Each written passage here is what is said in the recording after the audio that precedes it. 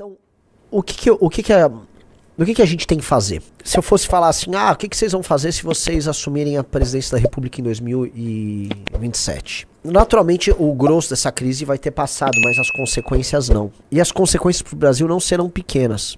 Coloquem isso na cabeça de vocês. As consequências para o Brasil elas serão grandes. E não há alternativa para o Brasil no próximo mandato de presidente da República que não seja uma grotesca agenda de competitividade. Uma grotesca agenda de competitividade. E eu vou repetir pela terceira vez, é uma grotesca agenda de competitividade. E teremos que mexer em várias coisas que doem demais. Vai ter que mexer em direito adquirido, sim. Vai ter que demitir muita gente no alto funcionalismo. Sim. Vai ter que tirar dinheiro de vários programas, de várias coisas. Eu acho que tem que olhar certos gastos que nós temos fixos e vão ter que mexer em tudo. Vai ter que mexer Universidade Federal, vai ter que ver como é que fecha uma porra de uma Universidade Federal que não tem uso. Vai ter que mexer nessas contas públicas de modo a gente também reduzir os juros e rolagem da dívida. Então, todo esse pacote orçamentário que está nos matando vai ter que ser mexido. E muita coisa para mexer vai ter que mexer na Constituição, porque muita coisa é direito adquirido. Mas não vai dar para fugir de nenhuma dessas reformas. E isso vai precisar ser feito demais. Só que não para só aí, porque a agenda de competitividade vai ter que entrar em vários termos. A CLT precisa ser rasgada. A CLT precisa ser rasgada. Urgentemente. Nós vamos precisar urgentemente de investimentos na parte de infraestrutura para malha rodoviária, ferroviária e energia elétrica. Desesperadamente. Para baratear a energia. E nós vamos ter que desesperadamente construir uma indústria de transformação real. Que seja assim... Em vez de só vender a soja, a gente venda uma lata de ervilha pro mundo. Igual, você já viu? Se for no mercado agora, qualquer mercado desses de origem francesa que tem aqui no Brasil, você vai ver umas marcas, tipo Bonduelle, a própria Carrefour tem marca própria. Marca de produtos enlatados que não são feitos aqui. São legumes enlatados que vêm de outros países. Como é que pode a gente não entrar sequer nisso? A gente não consegue fazer o mínimo da transformação. E o que eu tô falando é... Puxa, a resposta nossa é fazer produtos enlatados. Não, mas nós temos que ter o mínimo da indústria da transformação em áreas que a gente tem vantagens competitivas. Que é um absurdo que a gente não consiga processar o nosso produto do agro. E quem conseguiu um pouco disso, por exemplo, a JBS com a carne, hoje é a maior do mundo. Por mais que seja uma fábrica de roubalheira e tal. Mas desesperadamente nós precisamos ter uma indústria, uma agenda de competitividade para nós conseguirmos participar do comércio global de maneira mais ampla e com produtos com maior valor agregado e que a gente saia dessa dependência suicida que nós estamos com a China. Porque a China é a primeira a nos matar e ela oferece a tábua de salvação. Qual é a tábua de salvação? Tá aí. Vai ficar vendendo grão até não poder mais. Que é isso que restou pra gente. Nós somos vendedor de grão e minério pra China. Enquanto eles fazem os produtos com valor agregado, não dá pra sobreviver assim. Assim como não dá pra sobreviver com essa indústria de mentira que a gente tem aqui, igual a indústria automobilística. Não dá. Então assim, não vai dar pra fugir desse assunto. A gente tá fugindo desse assunto há 30 anos. 30 anos. E a resposta sempre do próprio setor produtivo brasileiro, que é uma piada, que é um bando de vagabundo filho da puta, que é o seguinte, cara, puta que pariu. É agenda de competitividade, enfrentamento a todos esses entraves bizarros que nós temos aqui e temos que agregar valor à nossa cadeia produtiva e não podemos depender mais da China. A relação que a China terá com a gente é uma relação horrível. A relação assim, eles querem fazer uma ferrovia aqui pra gente escoar o nosso produto do nosso... Ai, que legal!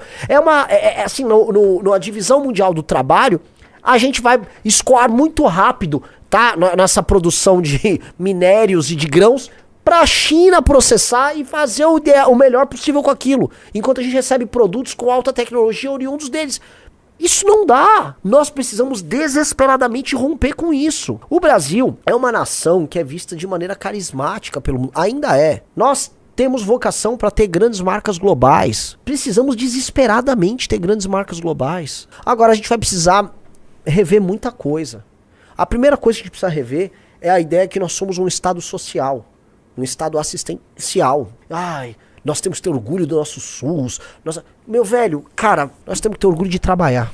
Essa ideia de sermos um grande estado assistencial, um grande estado social, não leva a nada, cara. Nós estamos pobres e velhos, endividados. E o nosso papel no mundo é horrível. Então, Se a gente quiser ter autonomia pra nunca mais passar essa vergonha que o Trump tá submetendo a gente, porque o que o Trump tá submetendo é uma vergonha, a gente tá vendo a vergonha que a gente tá. E é uma vergonha que a gente autoimpôs com essa ilusão da criação do Estado Social lulista e da opção que a gente teve em ser terceiro mundista e pobre. Então a gente quer ser pobre, dependente e defensor do discurso terceiro mundista. Vai tomar no... Isso é suicida. É suicida. E aí o Trump tá botando a gente no lugar. E é humilhante. Todo homem no Brasil tinha que falar, isso é humilhante. Você tem que entender que o que eles estão fazendo conosco, tá? Soa em pessoal que parece que assim, os Estados Unidos fazem com o Brasil. Não, é como se tivesse um americano na porta da tua casa, te deu 2 tapas na cara e ainda vai comer tua mulher. É isso que eles estão fazendo isso. É que a gente leva sempre pro campo da abstração, das nações, mas não é, entendeu? Eles estão fazendo isso com a gente e é humilhante isso. Cara, quando houve, acho que é Brenner, é o nome do veio gaulês que invadiu Roma. Uma vez, né, Roma ainda, né, comecinho, tinha passado da monarquia romana, tava no começo da república. E aí houve umas tribos célticas ali, gaulesas, ao norte, é o Breno, não é o nome? Vieram umas tribos gaulesas e célticas ali, ao ano 390 a.C. Riso, eles desceram pra Roma, eles humilharam os romanos e eles saquearam Roma. Roma foi saqueada. A elite romana ficou escondida ali, não sei se foi no Palatino. Eles ficaram escondidinhos ali e tal. Conseguiram ainda chamar a ajuda de um general, que foi um dos primeiros grandes heróis romanos, que ficou de fora da cidade fazendo umas incursões, e conseguiram negociar com o Breno. Aí um cara botou, sempre voltamos pra Roma. Então, se vocês não estão gostando, vai cagar, cara.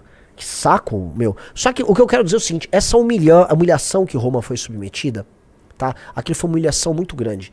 Roma estava naquele momento iniciando as pequenas incursões como cidade-estado aos vizinhos. Então Roma já tentava, porque Roma sempre tinha um grande espírito expansionista. Então ela tinha as pequenas incursões ali nas outras tribos ao redor para tentar estabelecer uma hegemonia local e tal. Quando vieram esses célticos e humilharam os romanos, aquela humilhação ligou um modo romano.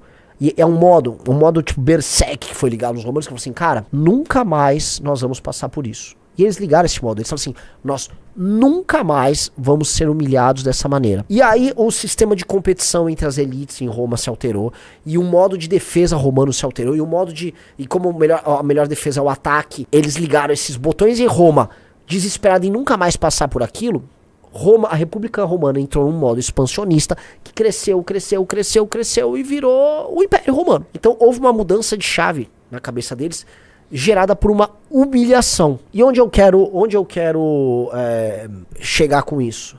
Será que essa humilhação que o Donald Trump está nos impondo vai nos mudar em alguma coisa? Será que a gente não está se tocando que, assim, nós estamos sendo humilhados no jogo e nós não temos sequer para onde escapar em termos negociais? Porque o que o Trump está fazendo, tá, e é muito hábil da parte dele, é nos deixar sem saída, sem escapatória nenhuma. Ele tá dizendo, não vai pra lá não, volta pra cá, volta aqui, ô Zé Carioca. E vamos falar o seguinte, a gente merece isso, porque, veja, as escolhas, a gente não pode fugir do que eu vou falar aqui, tá? Nós como nação, nesta bosta dessa democracia, essa piada que a gente chama de democracia, nós votamos nesse bêbado filho da puta várias vezes. Nós como nação, não tô falando eu, Renan, pra ficar claro. Nós votamos nesse bêbado filho da puta em 2002... em 2006, na sucessora em 2010, na sucessora em 14, nele em 22. E eles fizeram o que o povo lhes otorgou. Fizeram uma política externa baseada nisso. O Brasil escolheu essa posição. Logicamente não de maneira consciente. É uma parte do eleitor do Lula sequer sabe do que eles fazem em termos de política externa. O eleitor dele é profundamente ignorante. A ideia de democracia é doente. É uma coisa assim, ela já não funciona hoje nos próprios Estados Unidos da América. Hoje não funciona, ninguém sabe. Você pegar uma pessoa analfabeta no interior do Piauí que vota no Lula e acha ele um deus, ou você tá sabendo das consequências das posições dele sobre isso? Oxi! A pessoa nem sabe o que tá acontecendo. A pessoa só quer assim, me dê minha bolsa. Me dê papai. A pessoa, ela não sabe as coisas. Só que assim, essa piada a qual damos o nome de democracia, ela gerou essas vitórias eleitorais aí pro PT, e o PT tomou essas decisões que nos colocaram neste buraco humilhante. Só que a humilhação não para aí, porque do outro lado, do ponto de vista eleitoral, não político, porque o mando político deles é cada vez menor, mas eleitoralmente eles são muito relevantes, existe um fenômeno que é o bolsonarismo, que é como se fosse assim, os gauleses vieram aqui saquear Roma, e aí no exército dos caras tem uns romanos junto. É isso aí, eles estão nos ajudando. Deem o ouro aí todo que é pra nos libertar. What? Thank you, gauleses. Thank you, gauleses. Obrigado, Breno. Que é isso? E assim, vamos lembrar, começo do ano tava o Jair Bolsonaro, que devia estar falando com a própria bolsa de colostomia ali, falando em colocar uma base do Trump, uma base americana no solo brasileiro. Você imagina o seguinte, o Trump nos humilhando em termos negociais, E aí o Bolsonaro tá ali. Não, bota uma base desses caras aqui, mas porra, imagina... Já tá nos humilhando, então bota logo uma base aqui pra nos humilhar, né, com americanos fortemente armados no nosso território. Esse cara é chamado de patriota pelas pessoas. E aí a gente critica isso, aí vai aparecer um monte de velha, que essa real, um monte de velha burra, vai aparecer aqui, não pode falar deles, porque são retardados, e não há o que se fazer com o retardado. O retardado é uma força da natureza. O retardado não aguenta, o retardado não se aguenta. E o retardado quer defender que o Trump tá na gente. E, pô, mas não dá pra aceitar uma parada dessas. Não dá, mas o que você vai falar pra esse eleitor? Esse eleitor é um imbecil. Não tem o que falar pra esse eleitor. É um idiota, assim, igual o eleitor do Lula que nem tá... O quê? Ou o eleitor ideológico, agora o Lula está com a nossa soberania, a soberania está vindo com o filtro de barro e o cachorro caramelo e o travesti com uma blusa escrito Brasil. Como é que pode? A gente tá dependendo é uma massa de idiotas completos. Porra! É uma massa de idiotas. Idiotas com título de eleitor por todos os lados. Tá ótimo. É uma massa de idiotas. Votantes aí com opiniões. Para com dar opinião, vocês só estão falando merda. Um cara botou, é intancável. As opiniões que nós estamos tendo sobre esse caso são intancáveis. Não dá pra conceber. Hoje, um cara que fica por aí defendendo a opinião bolsonarista sobre esse caso. E um desesperador, você vai lá e grava um vídeo, posta, vai ter um cara no Instagram assim, que absurdo, tá com o PT. Ô, seu mongoloide, eu vou tá com quem? Com o Trump, que quer... macetar a gente? E mesmo com petista, não, minha soberania. A gente tá de 4 pra China, pedindo socorro, o Lula, vou dar pedir socorro lá pro cara. Entregaram todos os setores econômicos aqui na mão do PT, tá todo mundo na mão do PT aqui, ó. O PT tá assim, ó. Deixa eu explicar, eu falei ontem na live, e aí eu confirmei depois. Sabe o que o PT pode fazer com água agora, Riso? O quê? Suco de laranja precisa de socorro, café precisa de socorro, quem mais vai precisar de socorro? Uma lista, pecuária, piscicultura. Eu ajudo, o FP, a Frente Parlamentar da Agricultura, vem aqui. Eu ajudo, mas é o seguinte, vocês vão ter que votar comigo. Tal tema vota comigo, tal tema vota comigo, tal tema vota comigo. Quantos deputados eles têm? Mais de 200. Tem 200 deputados agora desesperados porque o Trump botou uma tarifa. Com sua base econômica, que é o agro, ligando pra eles. Socorro, deputado, me ajuda. Socorro, deputado, me ajuda. E esse deputado vai ligar pro Bolsonaro ou pro Lula? Agora pro Lula. O Bolsonaro tá lá. Me salva! Socorro! Porque ele só pensa nele, porque é um merda. Porque é um merda. É um gigantesco merda. É uma bosta ambulante esse cara. Ninguém tem interesse, ninguém tem grandeza. Ninguém tem ambição. A ambição deles é a ambiçãozinha de puta. É a ambição de puta de todos eles. A ambição de puta que quer ser reconhecido. Me reconheça, gringo. Trump me ame. Veja só. Me lembra. Xi Jinping. Aí fica viajando com aquela janja, aquela figura asquerosa. A gente tá no fundo do poço em termos institucionais. E a merda, assim, se te botar agora, vocês estão assistindo, vai lá negociar isso aí. Quais são os meios pra você negociar isso? Quais são os termos dessa negociação? Por isso que eu falo, aí a galera não entende, né, que essas questões que não são simples, elas não têm resposta simples. Então quem é o culpado disso? O culpado é o Lula. Então se o culpado é o Lula, então o que o Eduardo Bolsonaro tá fazendo certo? Não! O que ele tá fazendo é um entreguismo e um oportunismo vagabundo. Não, como assim? Então você tá falando que o Lula tá certo? Não, seu imbecil! Eu tô falando que a culpa é do Lula, mas que a postura desses caras ali são a postura de uns canalhas entreguistas, que estão pensando apenas no alto interesse. Logo, não é aí que vai vir resposta nenhuma. Porque talvez a única coisa que a gente tenha que fazer agora é ceder e ser sonso. Ceder e meio que ser sonso. Ceder e ser sonso, conversar com outros países. Você acha que o Brasil tem cacife pra entrar numa briga Porque eu já vi algumas pessoas falando assim, o Brasil pode se juntar com o Canadá, com o México, fazer um bloco. Tem certeza que vale a pena montar um bloco e sair enfrentando eles agora uma grande guerra comercial? O México vai querer, entre Estados Unidos e Brasil, escolher o Brasil? Vamos sentar numa mesa, vamos fazer as discussões aí. Eu não quero ser muito pessimista, mas a gente não tá com esse reggae todo. Outra coisa, o mundo tá mudando muito, muito rapidamente. Como diria Bob Dylan já em 64. The times they are a-changing. Os tempos estão mudando e estão mudando demais. Muito. O mundo tá mudando de forma muito rápido. O mundo tá conflituoso. A velha ordem liberal, ela tá caindo lentamente. Lentamente ela vai rompendo, ela vai caindo. E quando vai caindo a velha ordem liberal, a ordem esta aldeia global, os países se gostam, o livre comércio, não tem livre comércio, tem força. Porque é sobre força, no final das contas. É sobre força. Sempre foi sobre força e sempre será sobre força. Você consegue criar ideologia, criar discurso que pinta o mundo como uma coisa edulcorada, bacana, mas é sobre força no final. O Brasil escolheu um lado. E tá aí, o lado da China, o lado... E uma hora vinha a conta, a gente, né? Tá vindo aí, cara. Nessa ordem global, como nós estamos posicionados?